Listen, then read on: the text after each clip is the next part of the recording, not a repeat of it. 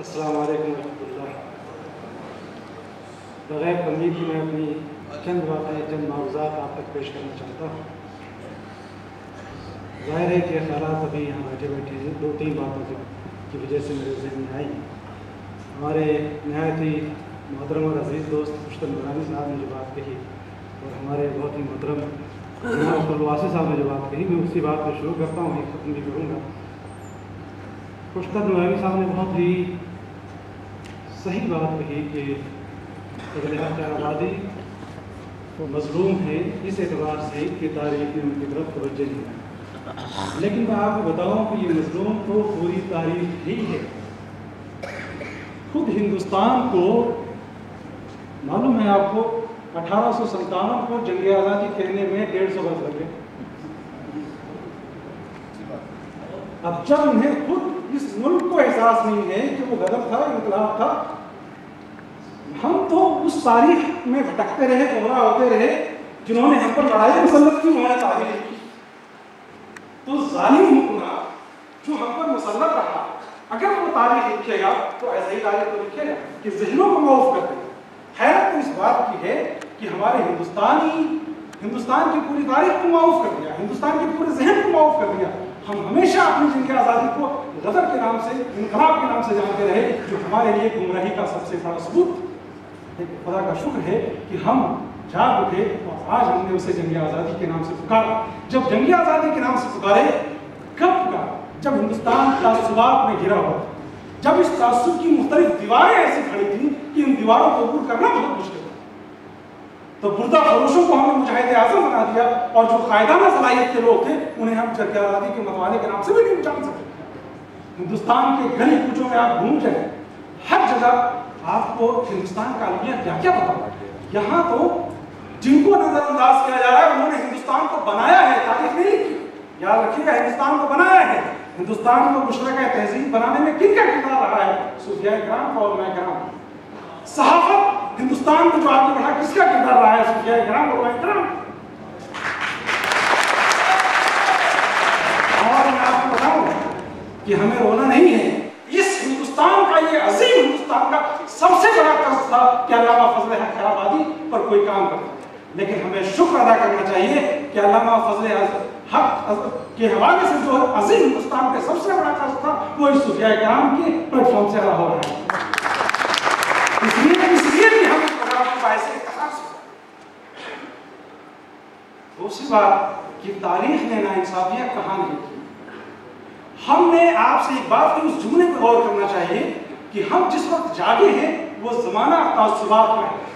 آپ کو معلوم ہے کہ کوئی بڑے بڑے پیرامڈس بنا رہے ہیں، آپ جا رہے ہیں، میں نام نہیں لیتا لیکن آپ سمجھتے ہوں گے کہ اپنے ہیروز کے لیے پورے ہندوستان اور یورپ کے سرزمین پہ بڑے بڑے پیرامڈس بن رہے ہیں۔ آج تو زمانہ وہی ہے کہ اپنے لوگ ڈفلی بجا رہے ہیں، اور یہ ڈفلی بجانے کا عمل جو ہے دراصل مشترکہ تہذیب کے دامن کو تار کرنے کا عمل ہے۔ اور ہندوستان کی کو جو شہرت حاصل ہے کہ کثرت میں وحدت، یہ کثرت میں وحدت کا تصور کس نے کیا تھا؟ کن کے خانقاہوں پہ لوگ سر عقیدت خم کیا کرتے تھے؟ کن کے خانقاہوں پہ بلا امتیاز لوگ داخلہ ہوا کرتا تھا؟ بہت سے دروازے تو ایسے تھے کہ جہاں پہلے آپ کو شناخت بتانی پڑتی تھی، لیکن یہاں تو شناخت کی ضرورت نہیں تھی۔ تو وحدت کا تصور تو یہاں سے ملا ہے، اور اسی لیے یہ قائدانہ کردار آج تک جاری رکھا ہے۔ تھوڑا سا تعطل تو نشیب و فراز کی زندگی کا حصہ ہے۔ مت و جزر تو آتے ہیں، تو مت و جزر جو مت کا جو زمانہ تھا وہ نکل گیا ہے، کوئی جزر کا زمانہ آ گیا ہے، یعنی جو اب ہم نے جو بیداری آئی ہے اس بیداری کو زندہ رکھنا ہے۔ اور میں پروفیسر عبدالواحد صاحب کی بات کو آگے بڑھاتا ہوا ایک بات اضافہ کرنا چاہوں گا گستاخی کو اجازت اور معذرت کے ساتھ، کہ ہم ہندوستانی حکومت سے کیوں مانیں؟ اس نے تو ہمیں ہمیشہ شرمسار کیا، کیوں نہ ہم انہیں شرمسار کریں؟ بڑے بڑے قلعے ہم نے ہندوستان میں بنائے، ہم نے اپنی آج بڑی بڑی عمارتیں بنائی ہیں۔ 10-20 لوگ اگر تیار ہو جائیں تو انڈمان نکوبار میں بہت شاندار عمارت بن سکتی ہے۔ اور اس کی افتتاح کے لیے وزیر اعظم کو، صدر جمہوریہ کو بلائیں۔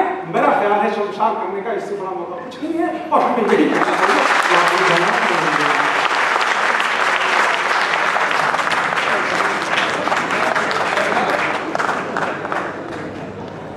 بہت بہت شکریہ جناب ڈاکٹر خواجہ اکرام صاحب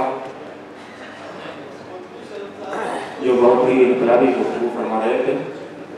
اور چونکہ انقلاب کے ایڈیٹر کے بولنے کے بعد ایک انقلابی شخصیت کے نام سے جیسا کہ یہ پروگرام ہے، اب تھوڑا پروگرام بھی انقلاب آفری ہوتا جا رہا ہے، اور جیسے جیسے یہ اختتام کی طرف بڑھ رہا ہے ویسے ویسے سامعین اور ہمارے اسپیکر حضرات کے جذبات اور تیزی سے آگے بڑھ رہے ہیں.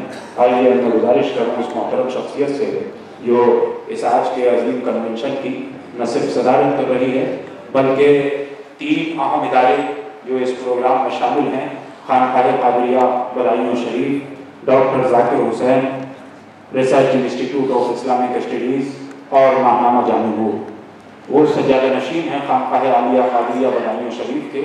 اور جہاں جہاں بھی قادریت پائی جاتی ہے، اہل سنت والجماعت پائے جاتے ہیں، وہاں ان کا نام اور ان کا خاندان محتاج تعارف نہیں ہے.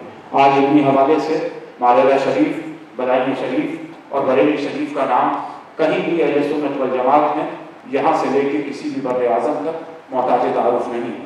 لیکن یہ سلسلہ